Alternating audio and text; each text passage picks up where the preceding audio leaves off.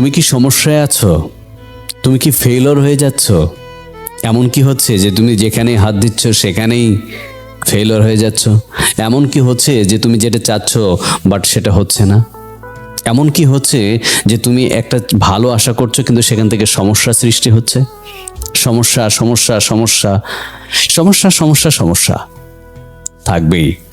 পৃথিবীর সৃষ্টি লগ্ন থেকে সমস্যা আছে, ছিল, আর এটা ভবিষ্যতেও থাকবে।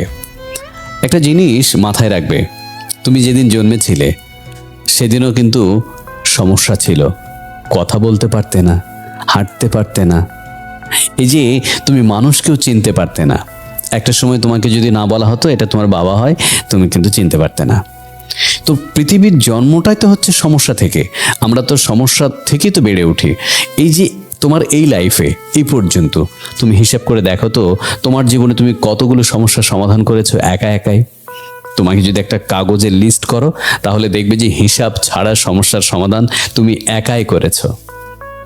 আর এখন যে সমস্যাটা আছে এটাতে আবার ভয় কিসের? এর থেকে বড় বড় সমস্যা তো তুমি কাটিয়ে চলে আসছো, এটা তো সামান্য একটা। সমস্যাকে এমনভাবে নাও যেন সমস্যা তোমাকে দেখে পিছু হাঁটে, তুমি সমস্যাকে দেখে না। যেন সমস্যা তোমার কাছে আসতে না চায়, কাছে আসতে না পারে। এই জন্য তোমাকে কি করতে হবে?